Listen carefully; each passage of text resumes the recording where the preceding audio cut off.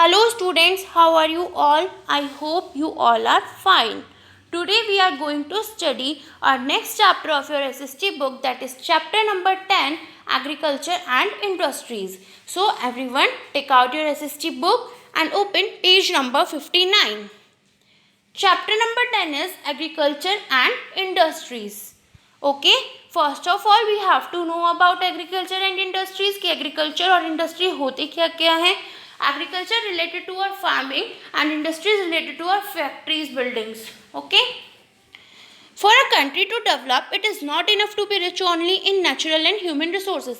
किसी भी कंट्री की डेवलपमेंट में, किसी भी देश के डेवलपमेंट में इतना ही काफ़ी नहीं है कि वो नेचुरली कितना रिच है, ह्यूमन रिसोर्सेज, नेचुरल रिसोर्सेज और ह्यूमन रिसोर्सेज में वो कितना रिच है. Progress depends on how we use these resources.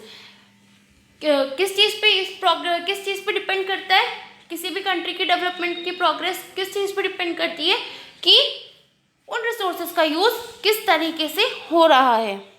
Both agriculture and industrial development are equally important for a country's progress. किसी भी कंट्री की प्रोग्रेस, किसी भी देश की जो डेवलपमेंट की प्रोग्रेस है उसमें एग्रीकल्चर और इंडस्ट्रियल डेवलपमेंट दोनों का ही बराबरी हिस्सा होता है, दोनों ही हमारे लिए बराबरी ज़रूरी है.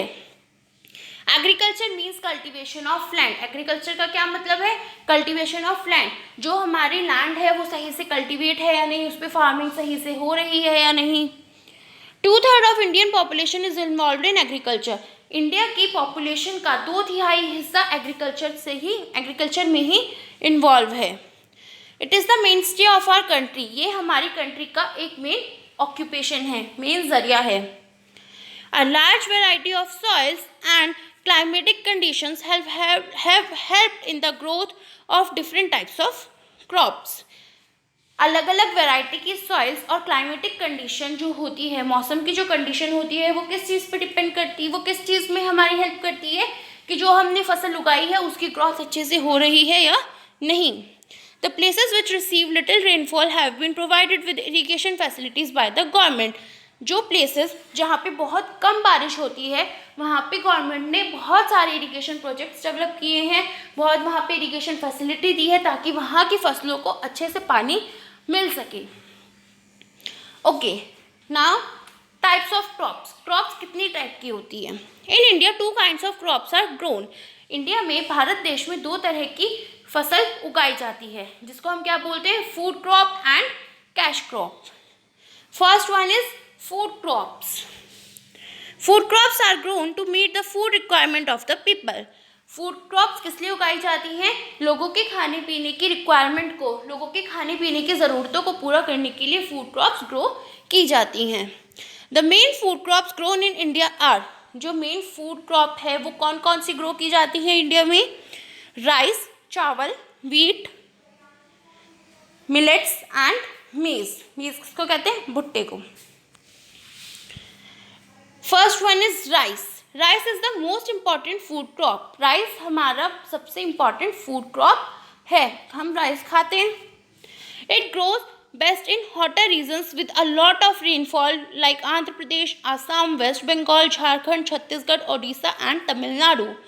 ये कहाँ पे अच्छे से ग्रो कर सकता है? जहाँ पे गर्मी होती है और गर्मी के साथ साथ बहुत बारिश भी होती है, जैसे Andhra Pradesh, Assam, West Bengal, Jharkhand, Chhattisgarh, Odisha and Tamil Nadu. With new irrigation techniques rice is also grown in Punjab and Haryana. Irrigation techniques से जब इरिगेशन फैसिलिटीज़ गवर्नमेंट के थ्रू प्रोवाइड की जाती हैं तो ये राइस जो है हमारी वो कहाँ कहाँ पे और ग्रो हो सकती है? पंजाब एंड हरियाणा में. Second one is wheat.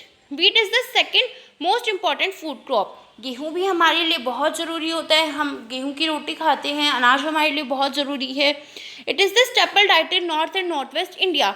ये नॉर्थ और नॉर्थ वेस्ट इंडिया में बहुत इंपॉर्टेंट डाइट के रूप में लिया जाता है. It grows well in cold and dry climate. ये कहाँ पे अच्छे से हम ग्रो कर सकते हैं? जहाँ पे ठंडा इलाका हो और सूखा इलाका हो. It is grown in Punjab. ये पंजाब में ग्रो कर सकता है, हरियाणा में ग्रो कर सकता है, वेस्ट यूपी में ग्रो कर सकता है एंड एमपी मध्य प्रदेश में ग्रो कर सकता है. Third one is millets. Millets like jowar, bajra and ragi are grown in plenty in Karnataka, Andhra Pradesh, Rajasthan, Gujarat and Bihar. Millets जैसे कि ज्वार, बाजरा, रागी, ये सब कहाँ पे बहुत अच्छे से ग्रो कर सकते हैं, बहुत अच्छे अमाउंट में? कर्नाटका में, आंध्र प्रदेश में, राजस्थान में, गुजरात में और बिहार में. India is the world's largest producer of millets. India world का सबसे बड़ा प्रोड्यूसर है मिलेट्स का. Next one is pulses and lentils. जो हमारी दालें होती हैं जैसे कि मसूर, मूंग, अरहर and gram are grown in various states of India. ये अलग अलग इंडिया के अलग अलग स्टेट्स में ग्रो की जा सकती हैं. ओके, अभी फूड क्रॉप खत्म हो गया. Now we are going to study cash crops. Cash crops are grown for selling in the market for cash rather than for personal consumption. जो कैश क्रॉप्स होती हैं हमारी, वो किस लिए ग्रो की जाती हैं? मार्केट में सेल करने के लिए, मार्केट में बेचने के लिए ग्रो की जाती हैं, और पर्सनल कंजम्पशन से हट के ये सिर्फ सेलिंग पर्पस के लिए ही ये ग्रो की जाती हैं. The most important cash crops are. जो ज़्यादातर इम्पॉर्टेंट कैश क्रॉप्स हैं वो कौन कौन सी हैं? शुगर केन, जूट, कॉटन और oil seeds. First one is sugarcane. Sugarcane is use for making sugar, jaggery etcetera. जो शुगर केन है, जो गन्ना है, वो किसके लिए यूज़ किया जाता है? शुगर बनाने के लिए और जैगरी बनाने के लिए. जैगरी की मीन्स गुड़. India is the largest producer of sugarcane. India किसका लार्जेस्ट प्रोड्यूसर है? गन्ने का. शुगर केन यहाँ पे बहुत ज़्यादा ग्रो किया जाता है. It requires fertile soil. इसके लिए बहुत उपजाऊ मिट्टी की ज़रूरत होती है. And a hot and moist climate. गर्म और नमी वाले क्लाइमेट की भी ज़रूरत होती है. इट इज़ ग्रोन मेनली ये कहाँ ग्रो किया जाता है? Uttar Pradesh, Maharashtra, Karnataka, Tamil Nadu and Bihar. Second one is jute. Jute is use for making carpets, bags and ropes. Jute किसको बनाने के लिए यूज़ किया जाता है? कारपेट, जो हमारी चटाई होती हैं, बैग्स होते हैं, रॉप्स होते हैं, उनको बनाने के लिए यूज़ किया जाता है. It grows well in hot and wet climate. ये कहाँ पे अच्छे से ग्रो कर सकता है? हॉट, जहाँ पे बहुत गर्मी वाला, और थोड़ा वेट, थोड़ा गीला क्लाइमेट होता है, मॉइस्ट क्लाइमेट होता है. It is produce in states of West Bengal, Assam, Bihar and Orissa. ये कहाँ पे अच्छे से प्रोड्यूस मीन्स ये कहाँ पे अच्छे से ग्रो कर सकता है? कहाँ पे इसकी प्रोडक्शन होती है? वेस्ट बंगाल, असम, बिहार एंड उड़ीसा में. Third one is cotton. Cotton is use mainly to make cloth. Cotton mainly किसे बनाने के लिए यूज़ किया जाता है? क्लोथ्स को बनाने के लिए. It requires warm sunny climate and black और एल्यूवियल सॉइल. इसके लिए थोड़ा गर्म और सनी, धूप वाले क्लाइमेट चाहिए होता है, और ब्लैक और एल्यूवियल सॉइल में ये बहुत अच्छे से ग्रो करती है. Gujarat, Maharashtra, Tamil Nadu, Madhya Pradesh and Punjab are the cotton producing states. Cotton कहाँ पे प्रोड्यूस होता है? कहाँ पे इसकी प्रोडक्शन होती है? गुजरात में, महाराष्ट्र में, तमिलनाडु, मध्य प्रदेश एंड पंजाब में. Some crops are grown in special farms and are called plantation crops. कुछ क्रॉप्स स्पेशल फार्म्स में ग्रो की जाती हैं, जिनको हम प्लांटेशन क्रॉप्स भी कहते हैं. In India tea, coffee and rubber are grown in plantation. India में जो टी, कॉफ़ी और रबर है वो कहाँ ग्रो की जाती है? इन्हीं प्लांटेशन क्रॉप्स में ग्रो की जाती हैं. They are usually cash crops. इनको यूजुअली हम क्या बोलते हैं? इनको कैश क्रॉप्स.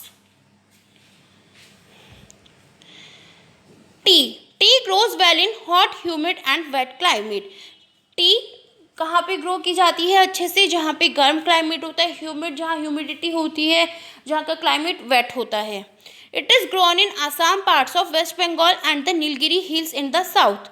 ये कहाँ पे ग्रो कर सकता है अच्छे से? आसाम में, वेस्ट बंगाल के पार्ट्स में, नीलगिरी हिल्स जो कि साउथ में है. India is one of the world's leading producer of tea. India world का लीडिंग प्रोड्यूसर है. पूरी वर्ल्ड में चाय कहाँ पे मिलती है? इंडिया में. एंड श्रीलंका में भी टी की प्लांटेशंस होती हैं. Coffee is grown in Karnataka, Kerala and Tamil Nadu. Coffee कहाँ कहाँ पे हम ग्रो कर सकते हैं? कर्नाटका, केरला और तमिलनाडु में. At one time India was known as the land of spices. एक टाइम पे इंडिया को क्या बोला जाता था? Land of spices. Spices means क्या होते हैं? स्पीसीज मीन्स मसाले। Spices such as pepper, cloves, cardamom, nutmeg, chilies and ginger are grown mostly in Kerala and Karnataka. Mostly ये स्पीसीज कहाँ पे ग्रो की जाती थी? केरला एंड कर्नाटका में. India produces a wide variety of fruits and vegetables such as mango, apple, peach, grapes, pineapple, jackfruit, etc.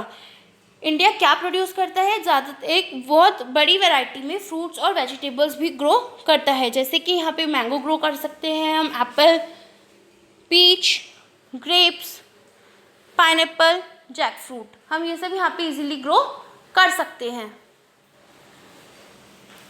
In India there are 2 main cropping seasons. India में 2 तरह के क्रॉपिंग सीजन्स होते हैं, 2 तरह के मीन्स सीजन्स होते हैं. Rabi crop. Rabi crop such as wheat and pulses are sown in winter and harvested in summer. Rabi crop कहाँ पे ग्रो, किस मौसम में ग्रो कर सकते हैं हम? राबी क्रॉप होती है जैसे व्हीट और पल्सेस, इनके जो हम बीज उगा सकते हैं वो तो विंटर सीजन में हम इनकी बीज बो सकते हैं. और ये कब हार्वेस्ट होती है, कब ग्रो होती है? समर में ये ग्रो होती है. खारिफ क्रॉप्स होती हैं जो जैसे कि राइस, मेज, जूट एंड कॉटन, इनके जो बीज हम बोते हैं जो वो तो होते हैं हमारे समर में, और हार्वेस्ट कब करती हैं? ये अपोजिट हो जाता है, ये विंटर में हार्वेस्ट करती हैं. Okay. Government initiatives for farmers. Government के क्या क्या इनिशिएटिव्स थे फार्मर्स से रिलेटेड? आफ्टर इंडिपेंडेंस, आज़ादी के बाद, the government has taken many initiatives for improving and increasing agricultural production. आज़ादी के बाद गवर्नमेंट ने बहुत सारे एग्रीकल्चर प्रोडक्शन वाले चीज़ें डेवलप की, इम्प्रूव की, मीन्स कुछ चीज़ें इंक्रीज़ हुई, कुछ और इम्प्रूव हो गई. First one, more areas have been brought under irrigation with the help of multi-purpose projects that have come up. बहुत सारे एरियाज़ में इरिगेशन स्टार्ट हुई. इरिगेशन के जो प्रोजेक्ट्स डेवलप किए थे गवर्नमेंट ने वो लाए गए. किसकी हेल्प से? मल्टीपर्पज़ प्रोजेक्ट्स की हेल्प से. वहाँ पे बहुत सारी इरिगेशन फैसिलिटीज़ डेवलप हुई. Better fertilizers and manures are being used by farmers by improving the quality of the soil and increasing the yield of the land. बहुत सारी फर्टिलाइज़र्स आए जिससे कि फार्मर्स इजीली अपनी क्रॉप को ग्रो कर सकते हैं, वो अपनी सॉइल की क्वालिटी को इम्प्रूव कर सकते हैं. Modern machine such as tractors and harvesters are better agricultural tools are being used. बहुत सारी मॉडर्न मशीन्स जैसे कि ट्रैक्टर्स, हार्वेस्टर्स, और बहुत सारे एग्रीकल्चरल टूल्स आए जिनको फार्मर्स ने यूज़ करना शुरू किया. Loans are provided to aid the farmers to buy these machines. और इसके साथ साथ इन मशीन्स को खरीदने के लिए उन्हें लोन फैसिलिटी भी प्रोवाइड कराई गई. Better quality seeds are being provided to the farmers. और भी अच्छी क्वालिटी की सीड्स फार्मर्स को प्रोवाइड कराई गई जिससे कि वो और अच्छे से ग्रो, अपनी फसल को और अच्छे से ग्रो कर सकें. All these measures have helped in increasing agricultural productions. इन सभी पॉइंट्स के थ्रू एग्रीकल्चर प्रोडक्शन में फार्मर्स को, जब एग्रीकल्चर प्रोडक्शन में बहुत ज़्यादा इन सभी पॉइंट्स के थ्रू गवर्नमेंट के इनिशिएटिव